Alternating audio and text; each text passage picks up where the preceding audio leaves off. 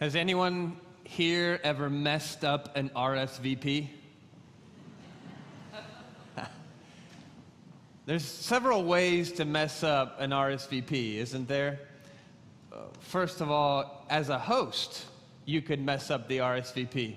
I heard a story recently about a UK couple that sent out their invites to all of their guests via email, and as soon as you clicked, yes, I'm attending, the system would auto-generate a response to you, confirming your positive RSVP, and then another link. And upon clicking the link, it would open up a web page for you to put in your credit card and debit card information.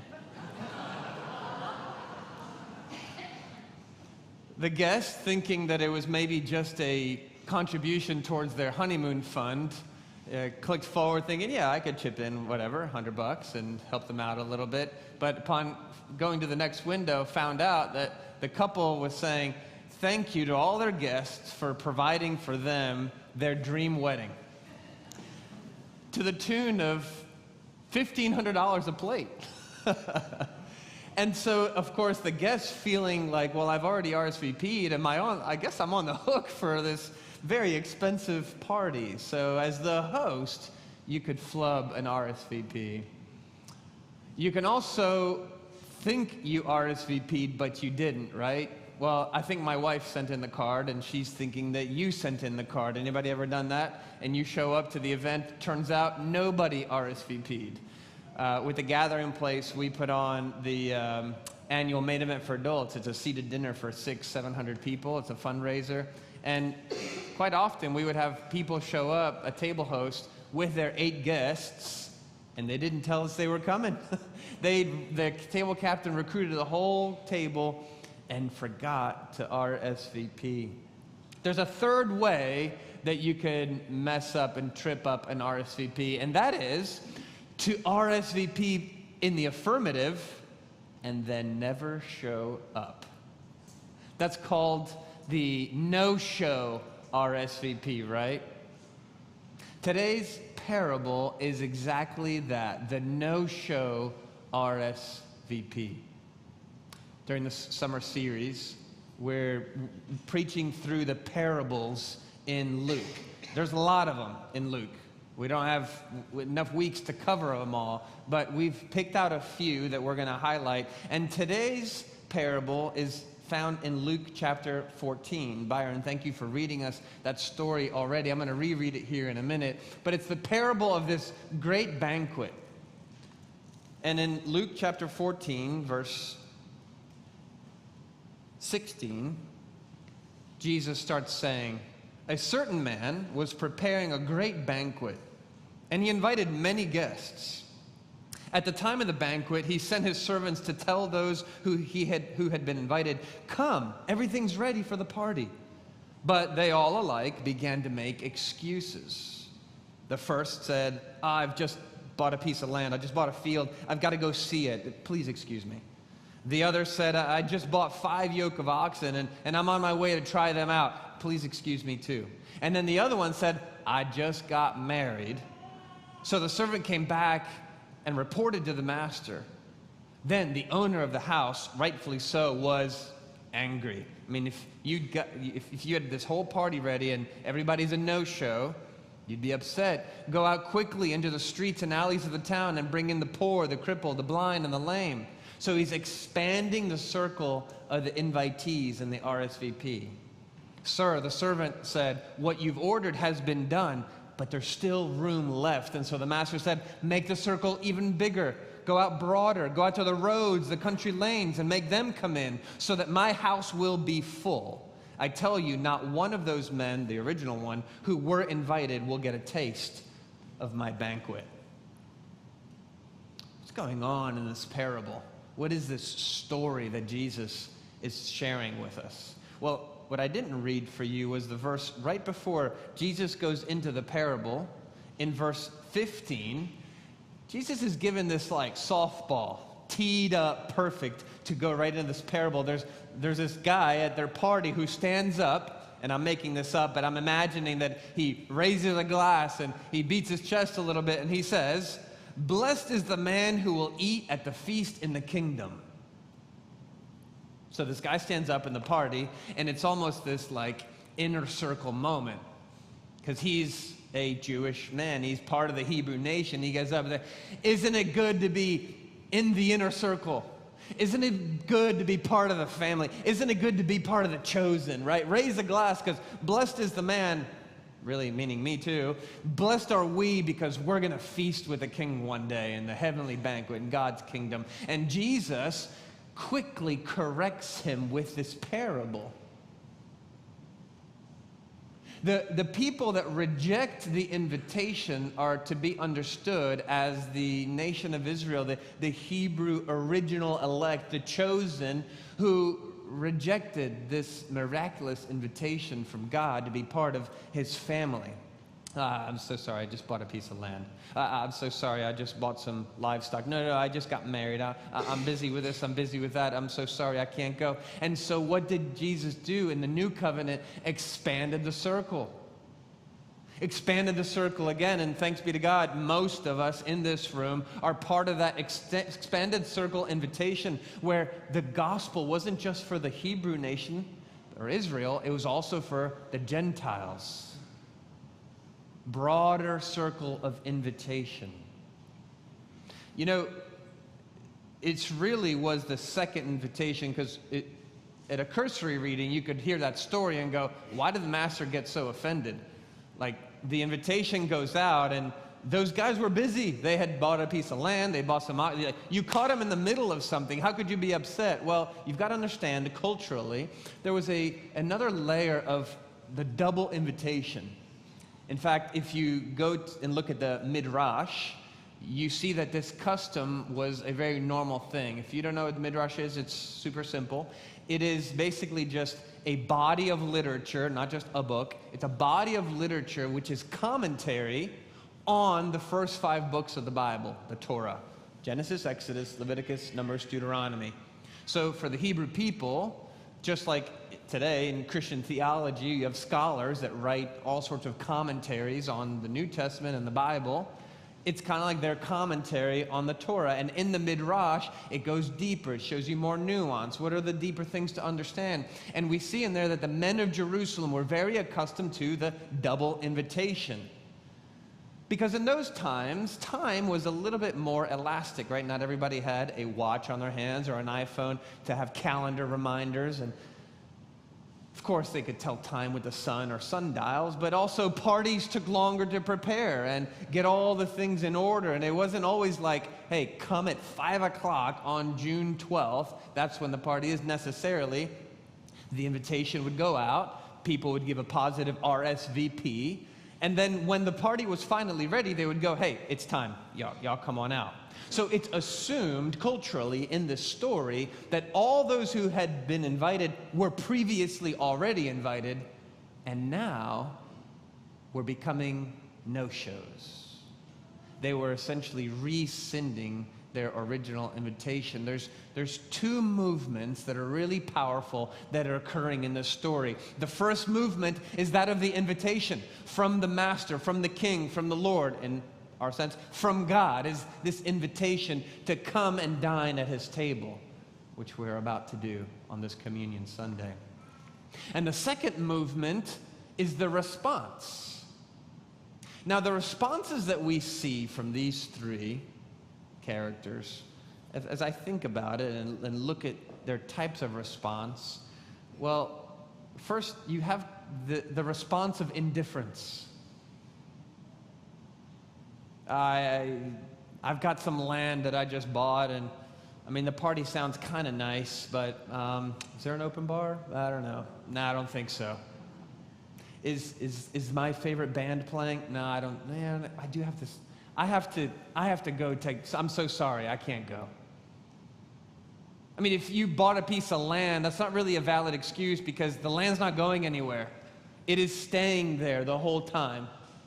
So really, you're just grappling at an excuse to not be able to go, the response of indifference. The second response is really an invalid response. It's the response of an invalid excuse, because no farmer or no person who's buying oxen wouldn't have already pre-vetted them. He'd already purchased the oxen.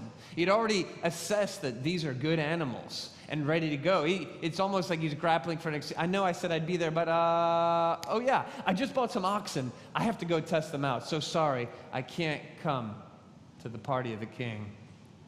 So you have an indifferent response, an invalid response, and the last one is really an immature response. I just got married. I'm so sorry, I can't be there, which is interesting because this response, it's almost an appeal to a law or a rule or a custom that they had. You know, in Jewish custom, when you got married, you would sort of not work for a year. That tradition is found in the Bible. But at a deeper look, what it really was is that the man was free from military service for a year. So the last appeal was an immature understanding of God's real heart and his rules and his invitation. It was using the law to sort of manipulate. I don't want to do what you're asking me to do because I'm doing what you asked me to do over here. It's sort of self-contradictory. You have these three responses, and in a way, in this parable, friends, we are to see ourselves in both of the categories of people.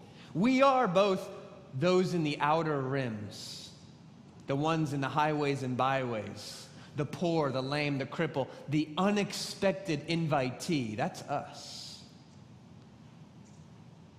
God had to open the boundaries of the invitation, but we are to also see ourselves as those who came up with lame excuses to which not give a resounding yes to God. You know, this parable in the Bible is titled the parable of the great banquet, but it could have just as easily been titled the parable of the great excuses. And don't we come up with so many good ones ourselves? And for us, it's not, I just bought a piece of land. Maybe for you it is. Maybe it's not, I just bought some oxen. Maybe you did, I don't know. Maybe some of you just, but the list goes on of excuses that we come up with, isn't it? It's snapper season. I'm sorry, Lord. It's turkey season. I'm so sorry. My grandkids need me here. I'm so sorry, Lord. I just want to go to college and have fun for a few years, Lord. I want control here, Lord. I need freedom here, Jesus. My schedule's just too busy. I mean, have you seen my calendar? Life is so demanding. I can't let all those people down, Lord. And you could come up with a million different excuses for why your RSVP to God might be a half-hearted yes. Yeah, Lord, I'll be there, but not really. So I'm over here, I'm getting distracted. You know, in the book of Matthew, there's a parallel to this same parable. And they're different than, with just as many parallels, there's equal differences. You have two different people writing the same account of the same parable. You have Matthew, the tax collector, accountant mind, and you have Luke, more of a doctor, medical line. And of course, Matthew and Luke had different audiences that they were writing to. So they're going to include different things and write it a little bit differently based on their audience to contextualize it. But in Matthew's version of the parable, he's much more cutting with his words because God is upset at those that don't say yes to him. How could you hear my invitation and decline a seat at my table? But there's this interesting moment when, after those that rescind their RSVP, then the invitation is widened and the hall is filled. The master is walking around the banquet, kind of evaluating his crowd, and he focuses in on a man who is improperly dressed for the wedding, and he says, how did this person get in here? They're not wearing proper wedding clothes. Recently, you may know fellow church members Victor and Whitney Long.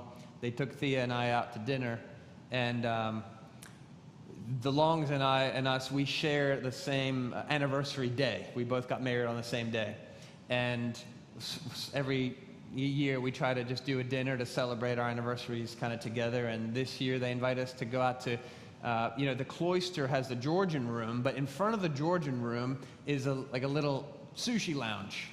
And if you've ever been there, when you first walk into the cloister, you turn to the right, and the Georgian room, I knew, has a dress code. You can't eat at the Georgian room without a sport coat, gentlemen. I didn't think that the lounge had a dress code because, well, you're not in the Georgian room. So we show up to the hostess, and I could see that she had a bit of a nervous look on her face, like she's about to give me some bad news. And I was like, what could she be about to say? I was confused. She's like, well, sorry, sir, there's a dress code, and you need a sport coat to go in here. I was like, oh, just to clarify, we're not eating in the Georgian room. We're just going to the lounge. Yep, there's still a dress code there. I was like, well, I was wearing just a polo, but it was a Sea Island polo. I was like, no, can't even get through with this logo? Nope. But as soon as she told me, basically, no admittance based on your attire, the sort of host manager behind her just as quickly said, sir, what size sport coat do you wear? And I said, 42 long. And he scurries to a closet, and within 90 seconds, he's pulling out a sport coat for me with a massive embroidered G right here on the chest, so you don't go home with it. I have that in my closet right now. Just kidding. I did not steal from Sea Island. This moment when Jesus goes to the person and says, you're incorrectly dressed. What is that moment in the same parable? What was going on there? I think we can be guilty of being around Christianity a lot. You can be in the spaces of faith, nod your head at the right moments and sing the words at the right time, and you're like at the party, but you still don't really belong in the fold of God's family. We can be guilty of being around God, brushing up against Him, but not having given Him our whole yes, a whole RSVP. In the Bible, clothes are sort of connected to transformation. When Jesus called Lazarus out of the grave, He said, come out of that grave and take your grave clothes off. I'm about to clothe you with the robe of resurrection. This is a new life that you're, a new mantle. Your old self is now gone. That moment of like, you're dressed improperly is like, you haven't really given your whole self to me yet. You're only kind of partially in, looking around, seeing if things are in. But have you given God your whole RSVP, your yes and amen? I am not a half-hearted yes, but then it's a no-show RSVP. No, all the way in. And you know what's amazing about God? At the cloister, they set the standard, and then they helped me meet the standard when I was unable to do so on my own. My only two other options were to leave or to go around the corner to the Peter Millar store and pay $1,000 for another sport coat, which wasn't happening. So neither of those other two options were on. So they set the standard but helped me meet it, and that's exactly what Jesus does for us. He sets the standard and says, you can never meet it on your own, but let me help you up here. Let me put on the wedding robe for you. Let me transform you from the inside out. But I cannot do that until I get a wholehearted yes from you. We need a church that doesn't give a half-hearted RSVP or a yes, but really never intends to show up. No, we need a people of God, because the days are short until Jesus is coming, that are awakened and alive. And when we say yes to God, it's all in. There's two movements in this parable, the invitation and the response. And I pray for you that your response would not be mediocre, immature, or invalid like those in the parable. I pray for you that your response to Christ would be an all-in. You got me, Jesus, start to finish. Doesn't matter what it is. Transform me from the inside out. Put on that radiant robe of resurrection on my back so I can reflect your light to the world. You cannot get to that response until you evaluate your motive. Your response is an outgrowth of something deeper. Your yes or no is a response of what do you want. Communion Sunday, it's a great Sunday to evaluate. what do I really want? What am I really pursuing? So as you come to the altar today, or as you sit and pray, don't people watch. This is a meditative time for you to spend time with God. I want you to be prayerfully listening to the Holy Spirit's conviction to go, where are you making lame excuses and holding back just a little bit of your yes? Let him gently nudge you and correct you and shine a flashlight on that in your own heart. Where are your motives maybe a little bit out of sync so that your yes isn't wholly an affirmative RSVP to God?